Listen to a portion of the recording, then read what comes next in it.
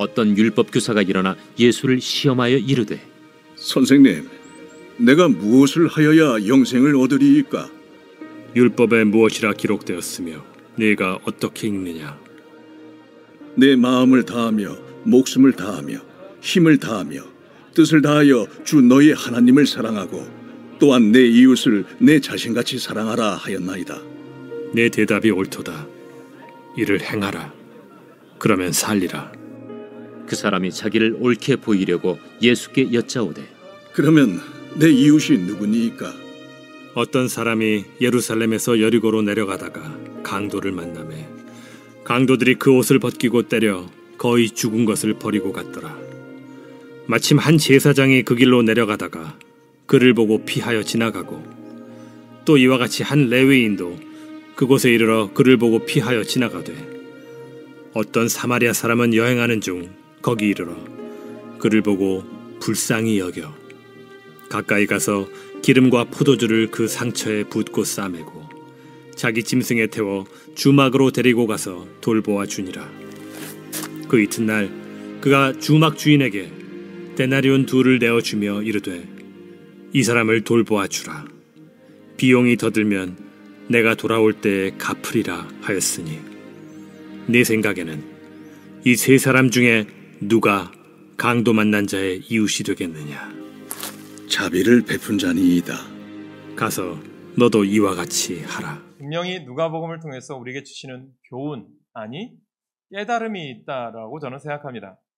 선한 사마리아인의 비유, 너무나도 잘 아는 말씀이기도 하지만 아는 것으로 끝나는 것이 아니라 삶 속에서 얼만큼 내가 적용하고 그대로 살아가느냐, 이것이 더 중요하다고 생각을 합니다.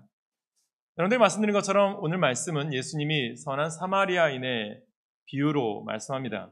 이 비유는 우리에게 신앙의 본질이 무엇이냐라고 하는 것을 알려주는데 바로 사랑입니다.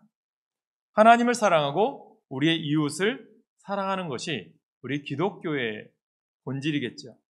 또한 말로만 사랑을 외치는 것이 아니라 오늘 이와 같이 너도 행하라 라고 하는 것처럼 실천을 우리에게 이야기하십니다. 그런데 많은 신앙인들이 자기 유익을 위해서 자기 중심적이고 이기적인 신앙생활을 합니다. 교회도 가고 성경도 읽고 기도만 하는 것만으로 우리는 영생을 소유했다라고 생각할 수도 있어요. 그러나 그것은 우리에게 영생을 가져다 주지 못합니다.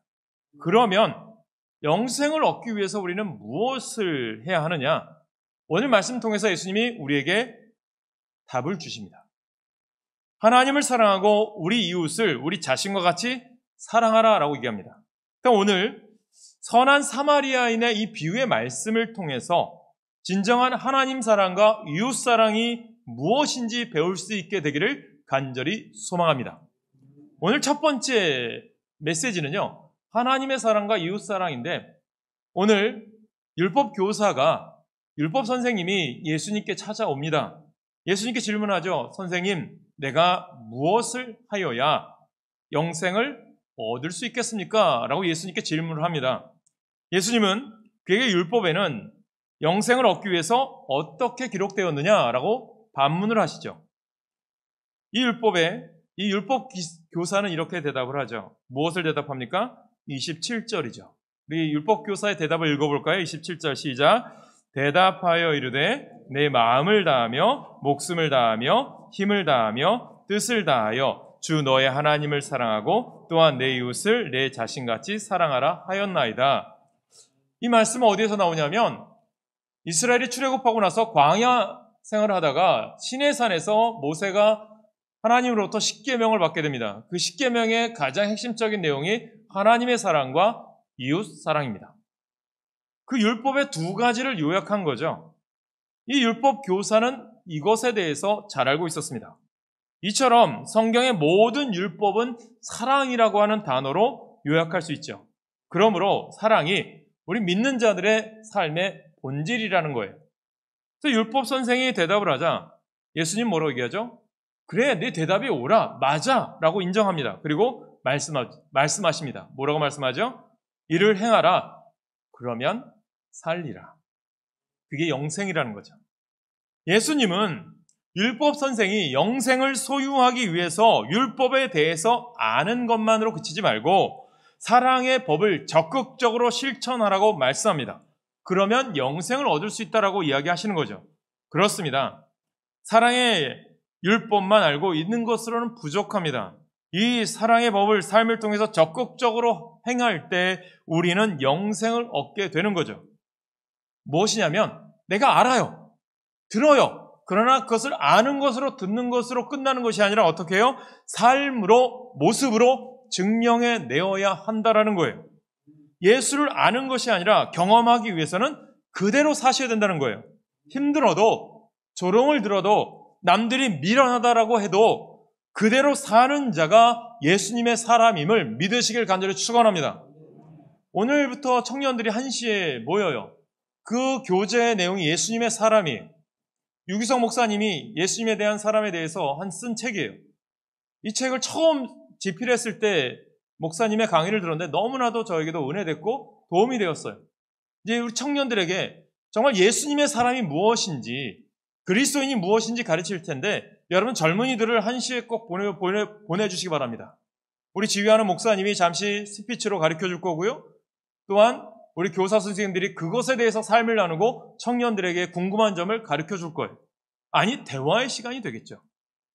우리들이 중요한 거예요. 오늘도 예수님은 율법 교사와의 대화를 통해서 진리를 깨닫게 되기를 원하신다는 거죠. 사실 우리는 하나님을 사랑하고 이웃을 사랑한다? 다 알아요. 아는 이야기겠죠. 그러나 현실에서는 우리가 하나님보다 세상을 더 사랑해요. 아니, 우상을 더 사랑해요. 사람들이 하나님의 몸과 마음과 힘을 다해 사랑하기보다 우상을 더 사랑할 때 영생을 소유하지 못합니다. 우상이라는 게 뭘까요? 신주단지 모셔놓고 다른 미신, 이것만이 아니라 하나님보다 더 중요하게 생각하는 것, 믿음보다 더 중요하게 생각하는 것, 신앙 생활보다 더 중요하게 생각하는 것은 다 우리에게 우상이 될 수 있는 거예요. 그래서 바울은요, 골로새서 3장 5절에 이렇게 말씀합니다. 같이 읽을까요? 시작. 그러므로 땅에 있는 지체를 죽이라. 곧 음란과 부정과 사욕과 악한 정욕과 탐심이니 탐심은 우상 숭배니라. 이처럼 우리의 진정한 우상은 여러분 탐심 때문에 우리가 하나님보다 더 사랑하고 의지하는 것이 우상이라는 거예요. 즉 하나님보다 더 우리에게 위로와 힘을 주는 것이 우리의 우상이 될 수 있다는 거예요. 쾌락, 게임, 아니면 여러분들 다른 모든 것들이 다 우상이 될 수 있다는 거죠. 이런 태도가 바로 우리가 하나님보다 돈이나 아니면 우리의 야망, 이것이 다 우상이 될 수 있다는 거죠. 아니면 우리가 어디에다 물질을 쓰느냐에 따라 내가 어디에 집중하는지 알 수 있어요. 우리의 투자를 어디에다 하느냐. 세상적인 것들, 내 시간에, 물질에 어디에 내가 집중하고 있느냐에 따라 무엇이 우리의 가치관인지 드러난다는 거죠. 그렇다면 오늘 우리들이 예수 믿는다면 예수의 삶에 우리의 삶의 가치관이라면 돈보다도 세상보다도 하나님께 더 쓰는, 하나님께 더 영광을 돌리는 여러분 되시길 간절히 축원합니다. 왜요? 하나님의 영광을 위하여? 하나님이 나에게 주신 사랑을 위하여? 그 사랑을 누구를 위하여? 이웃 사랑을 실천하기 위하여. 하나님이 우리의 부와 행복과 생명의 근원이심을 여러분들이 믿으십니까? 하나님은 천지를 창조하신 하나님이세요. 그리고 우리를 사랑하신 아버지십니다.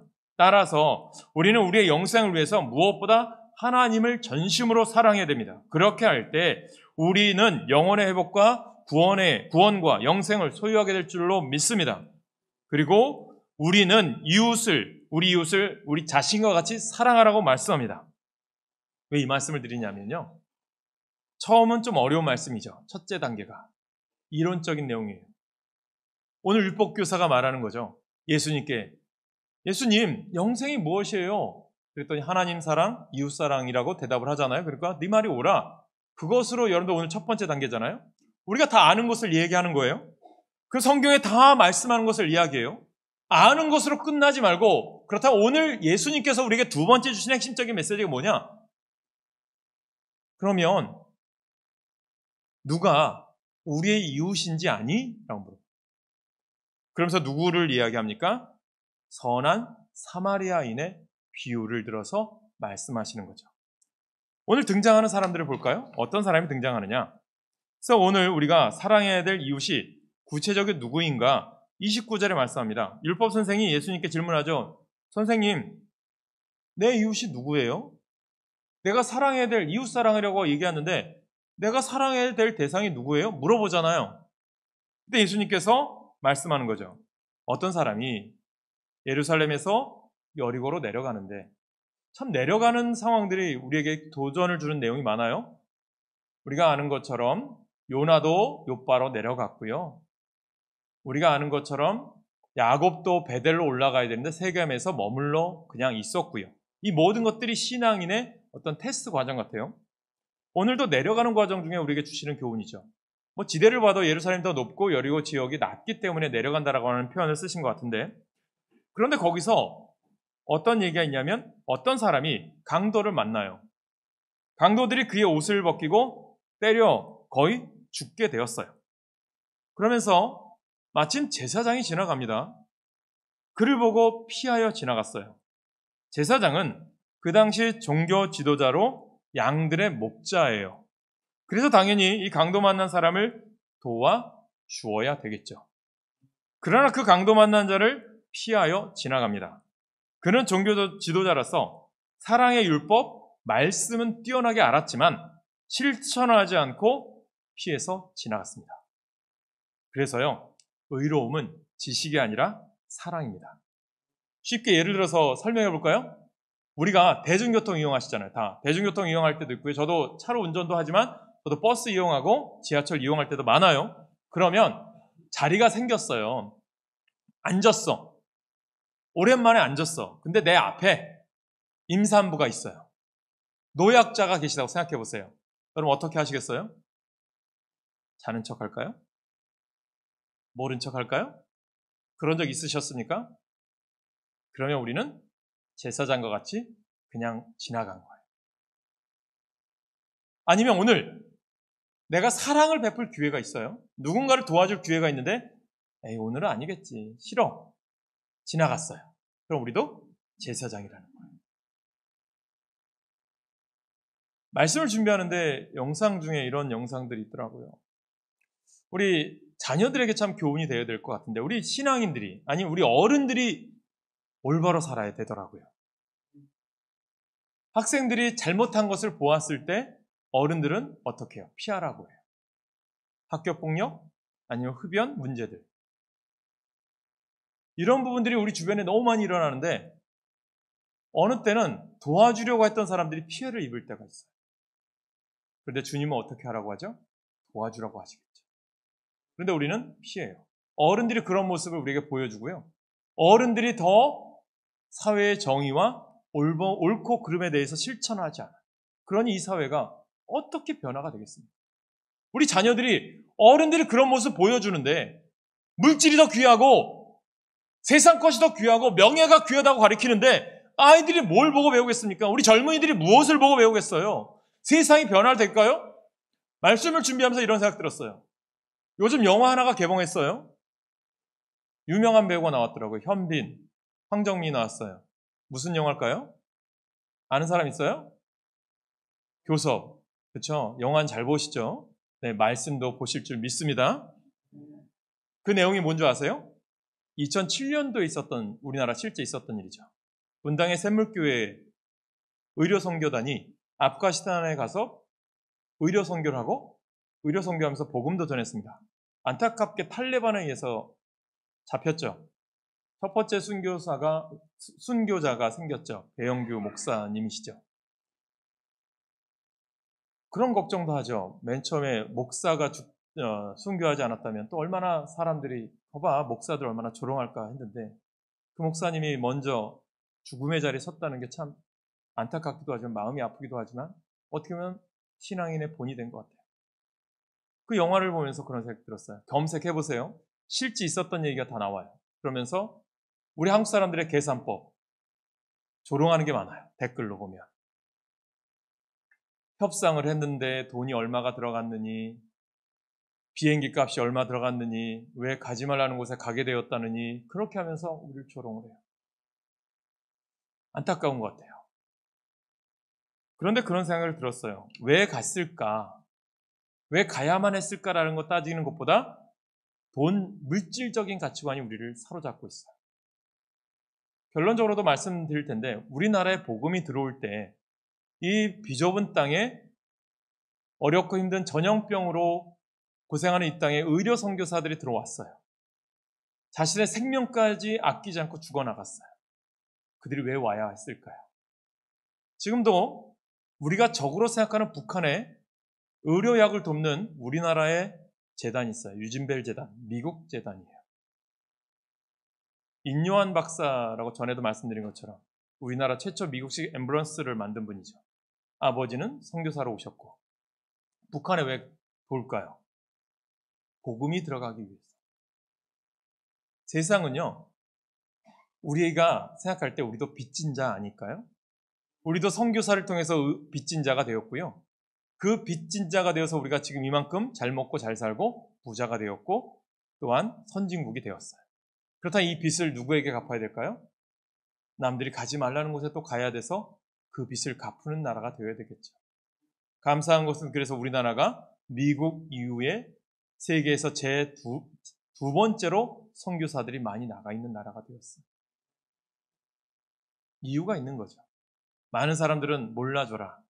여러분들 영상을 보셨다시피 컴패션에서 좋은 일을 많이 합니다. 선교를 그냥 하는 게 아니에요. 여러분들에게 말씀드리지만 기아에 허덕이는 아이들을 돕기 위해서 그냥 돈만 주는 게 아니에요. 컴패션은 지역마다 센터가 있어요. 그래서 우리나라를 위해서 최초로 생긴 게 컴패션이에요. 우리나라 6.25 전쟁 때 고아와 난민을 위해서. 그래서 우리를 도왔어요. 성경도 가르치고 말씀을 양육하기 위해서. 그것이 우리나라가 이만큼 되어서 우리는 나라가 다시 지금 어려운 나라를 돕고 있는 거거든요. 그 아이들을 그냥 물질만 주는 게 아니라 센터에서 아이들을 말씀 가르치고 교육도 해요. 그게 컴패션이에요. 그리고 한 아이들을 지정을 해서 그 아이들을 돕는 후원 단체예요. 아마 후에 이것에 대해서 또 설명할 기회가 있을 거예요. 사랑하는 여러분, 우리의 이웃이 어디 있어요? 멀리 있나요? 우리 주변에 있는 거예요. 튀르키예 지진도 도와야 된다고 얘기하더라고요. 그런데 튀르키예가 알다시피 모슬림 국가잖아요. 그래서 NGO 단체나 교회에서 후원하는 것을 안 받아요. 그런데 다른 쪽으로 해서 돕는 교회들도 많이 있더라고요. 그래도 도와야 된다는 거죠. 그러면서 두 번째 사람이 지나갑니다. 레위인이 또 지나가요. 레위인은 하나님 성전에서 하나님을 섬기는 자들이에요. 그가 사랑의 율법을 제대로 실천했다면 하나님만 섬길 것이 아니라 강도 만난 사람을 불쌍히 여기고 그를 도와줬어야 합니다. 그러나 이 레위인도 양심의 소리를 무시하고 피하여 지나갔습니다. 사랑하는 여러분, 그러면서 마지막 세 번째 사람 누가 지나가요? 사마리아 사람. 그런데 사마리아 사람은 알다시피 북이스라엘 사람으로 아수르에서 멸망을 하고 피가 섞였다고 해서 천박하게 산다고 해서 유대인들이 얼마나 핍박했는지 몰라요. 그런데 이 사마리아인이 자신이 그런 핍박받는 사람임에도 불구하고 어떻게 해요? 지나가다가 그를 불쌍히 여겨요. 긍휼히 여긴 거예요. 누구의 마음일까요? 주님의 마음인 거예요. 우리들이 오늘 예수 믿고 믿음 생활하면서 때론 내가 부족할 수 있고 연약할 수 있고 부족할 수도 있어요. 그러나 주님은 그런 우리를 들어쓰시는 분임을 믿으시길 간절히 축원합니다. 그리고 그를 자기 짐승에 태워 주막으로 데리고 가서 돌보아 줍니다. 뿐만 아니라 그 이튿날 그의 주막 주인에게 2데나리온을 주고 그를 돌보아 주라고 부탁을 하고 혹시 돈이 부족하면 내가 여행 갔다 오는 중에 그 값을 내가 대신 지불하겠습니다 라고 이야기합니다. 그렇다면 이 사마리아인은 이러한 모든 개인적인 감정들, 무시당하고 힘들어했던 감정들 뒤로하고 오직 그를 이 강도 만난 사람을 긍휼히 여기고 사랑했습니다. 이 모습은 우리가 해야 할 모습을 보여주는 거죠. 또 예수님께서 이야기를 마치신 후에 율법 교사에게 물어보잖아요. 36절이죠. 뭐라고 얘기합니까? 내 생각에는 이 세 사람이 있는데 누가 강도 만난 자의 이웃이 되겠느냐라고 반문하신 거잖아요. 예수님은 자기 이웃이 누구냐라고 묻는 이 율법 선생에게 강도 만난 자의 이웃이 누구겠느냐라고 반문하셨어요. 당연히 율법 교사가 이야기하죠. 자비를 베푼 자입니다 라고 대답을 해요. 알아요. 정답을 알아요. 그러면서 예수님이 뭐라고 얘기합니까? 그러면 가서 너도 이와 같이 행해야 되지 않겠느냐라는 거예요. 우리의 신앙이 성장하기를 원합니까? 예수 만나기를 원하십니까? 예수님을 경험하기 원하십니까? 그러면 오늘 예수님의 말씀, 가서 너도 이와 같이 하여라 라고 하는 것을 실천하시길 간절히 축원합니다. 그때 하나님이 여러분 가운데 역사하시는 거예요.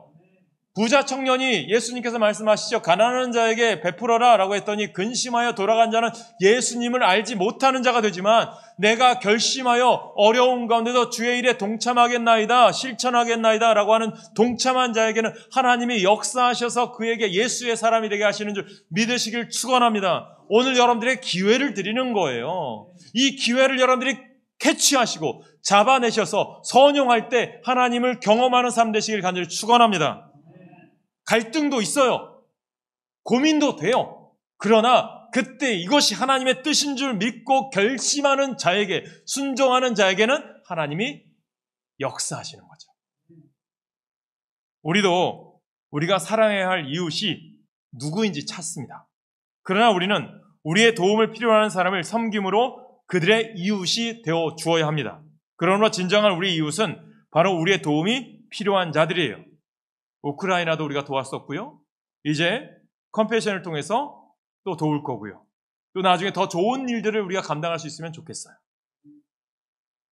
우리의 도움을 필요로 하는 사람은 가난한 사람일 수도 있고 부족하고 연약한 사람일 수도 있고 그들을 섬기는 것은 우리의 시간과 헌신을 요구할 수도 있습니다. 그래서 우리는 제사장이나 레위인처럼 우리 어떨 것 같아요? 시간도 드려야 되고 물질도 들어갈 수 있어요. 그래서 우리는 피하고 싶어요. 그러나 우리가 진정으로 하나님을 사랑하고 예수님을 경험하기 원한다면, 예수님 만나기 원한다면 하나님께서 지으신 그들을 긍휼히 여기고 그들을 섬겨라 라는 거예요. 이렇게 함으로 우리는 우리 이웃을 내 몸과 같이 사랑할 수 있음을 믿으시길 간절히 축원합니다. 그러므로 참된 이웃사랑은 이웃의 필요를 보고 섬기는 거예요. 우리는 다른 사람을 만날 때 그들이 가난하고 연약하면 피하고 싶어요. 폭력적인 장면 보면 우리들이 그냥 모른 척하고 지나가고 싶어요. 사회가 많이 바뀌었어요. 안타까워요. 미국에서 있었던 일이에요. 실제 있었던 일이에요. 어떤 남자가 밤중에 산책을 하고 있었어요. 그런데 어디선가 저 숲풀에서 여자의 비명소리가 들리는 거예요. 분명히 생각하기엔 어떤 괴한에 의해서 여자가 공격받고 있는 것을 느꼈던 거죠. 그래서 이 사람이 갈등을 해요. 신고를 할까? 빨리 가서 내가 도울까? 순간적으로 갈등했다고 합니다. 그래도 안 되겠다 싶어서 구하고 보자라고 해서 뛰어들었어요. 그래서 괴한과 열심히 싸우다가 본인도 다치기도 했고 그러다가 괴한이 도망갔대요. 한 여자를 구해낸 거죠. 그러면서 그 여자아이에게 이제 안심하세요 라고 이 남자가 이야기를 했어요. 그랬더니 여자 쪽에서 음성이 들려와요. 아빠예요? 자기 딸이었던 거예요. 여러분, 우리가 그냥 사랑을 베푸는 곳을 지나가는 곳이 내 가족일 수도 있고요. 우리 이웃일 수도 있습니다. 우리가 너무 쉽게 생각하는 거예요. 우리가 너무나도 이런 사회가 되어다 보니 그냥 좋은 게 좋은 것처럼 지나가 버리는 거예요. 사회는 그렇게 되면 변화가 되지 않아요. 우리는 적어도 다음 세대가 올바른 세대가 되기를 원하고 우리의 자녀들이 세상의 올바른 정의를 실천할 수 있는 사람이 되기를 원한다면 옳고 그름에 대해서 바로 가르쳐야 될 책임은 우리에게 있다라는 거죠. 말씀을 결론 내면 영생을 얻는 길은 율법을 아는 것이 아니라 율법을 실천하는 거예요. 우리가 지켜야 할 사랑의 법은 하나님을 사랑하는 것과 우리 이웃을 사랑하는 것입니다. 우리의 도움을 필요로 하는 자가 우리의 이웃입니다. 가난한 자들, 어려운 자들, 힘들어하는 자들 무시하거나 피하지 맙시다. 하나님을 사랑하는 것은 우리의 도움을 필요로 하는 자들을 섬기는 거예요. 다순절 컴패션 캠페인은 우리에게 무엇을 해야 되는지 보여준다고 생각해요. 우리 한국에도요, 그런 선한 사마리아인이 있었기 때문에 오늘 이만큼 복음이 뿌려져서 교회가 생기고 하나님을 믿는 성도들이 생겨난 건 아닐까요? 우리가 성경도 말하지만 이 땅에 선한 사마리아 같은 사람들이 많았죠. 양화진에 가보신 적 있나요? 양화진에 가면 최초로 1호로 묻힌 선교사가 있어요. 존 헤론 선교사입니다. 미국 의료 선교사예요. 본래 의사였습니다. 의과대학에서 열심히 공부해서 엘리트가 되었다 보니 의과대학을 졸업하자마자 대학에서 당신은 우리를 다음 후학들을 위해서 가르치는 교수가 좀 되어주십시오 라고 부탁을 받아요. 그런데 이 존 헤론이 거절을 해요. 왜 거절을 했느냐? 한국 초대교회 한 교인의 편지를 잡지를 통해서 선교 편지를 받았어요. 그 편지는 뭐냐면 이수정 씨라고 하는 사람인데 부한말 일본에 농업을 배우기 위해서 유학을 갔다가 예수를 만나고 복음을 받아들입니다. 그리고 일본이 기독교가 확장되어 오는 걸 보며 우리나라 조선이 복음이 전해지지 않는 모습을 보면서 안타까우면서 편지를 썼어요. 그 편지가 선교 잡지에 기록되었고 이 선교 잡지를 본 사람이 존 헤론 선교사예요. 그래서 이 편지를 읽고 존 헤론 선교사가 하나님이 나에게 이 조선 땅을 갈 수 있도록 인도하시는 거구나 라는 것을 깨닫고 모든 것을 내려놓고 조선 땅에 가게 됩니다. 그리고 열심히 의료 선교를 하지만 좋았나요? 열악했죠. 제대로 된 병원 하나 있었나요? 그나마 존 헤론이 오기 전에 1년 전에 알렌이라는 선교사가 와서 제중원, 지금의 세브란스 병원이죠. 제중원을 만들어서 열심히 치료하고 도와주었어요. 그곳에 가서 다시 알렌도 도와주기로 했는데 보니까 제중원에는 양반이나 귀족들만 오고 어려운 사람들이 잘 못 오는 거예요. 그래서 알렌이 힘들고 어려워도 좀 어려운 사람들 직접 찾아가면서 의료 선교를 했어요. 그러다 보니 풍토병에 걸린 거죠. 우리나라가 지금은 뭐 약이 많고 좋지만 부한말 무슨 약이 있었겠어요. 전염병이 심했죠. 그때 평균 수명이 50세, 60세, 많이 살면 60세. 그래서 환갑잔치한 거 아닙니까? 안타깝게 그가 1885년 6월에 순교를 합니다. 29살에 와서 그가 5년 정도 사역을 하다가 순교를 하게 됩니다. 이질에 걸려서. 그런데 그가 죽어나가면서 딸과 부인과 제중원에 있는 모든 한국 사람들한테 이런 말을 남겼대요. 예수님은 여러분을 사랑하십니다. 주님은 여러분을 위해서 그의 생명을 바치셨습니다. 예수님을 믿으십시오 라고 하면서 순교했다고 합니다. 그런데 선교사가 순교했으니 묻어야 될 무덤이 없으니 미국 공사관 앞에 임시 가묘를 했대요. 미국 공사관이 사대문 안에 있었어요. 그랬더니 조선 사람들이 조선 임금도 사대문 안에 묘를 못 만드는데 어떻게 미국 사람이 이곳에 묘를 만듭니까? 서양 귀신 나타납니다 하면서 공사관에 찾아와서 항의를 했대요. 안 됐다 싶어서 선교사들이 고종 황제를 찾아가서 우리에게 선교사들을 묻을 묘지를 좀 하사해 주십시오 라고 하사받은 게 지금의 양화진입니다. 그리고 그곳에 1호로 묻힌 분이 바로 헤론 선교사죠. 그 선교사의 묘비에 이런 말이 쓰여 있다고 합니다. 하나님의 아들이 나를 사랑하시고 나를 위하여 자신을 주셨다라고 쓰여 있다고 합니다. 그는 진정 한국인을 사랑했던 선한 사마리아인이죠. 우리도 선한 이웃이 되어야 합니다. 왜요? 빚진 자이기 때문에. 예수 그리스도의 사랑에 빚진 자이기 때문에. 이 시대가 어떻습니까? 선한 사마리아인이 없어서 선한 사마리아 법을 만들어야 된다고 그렇게 이야기하고 있죠. 유럽이나 이런 쪽에는 선한 사마리아 법이 있어요.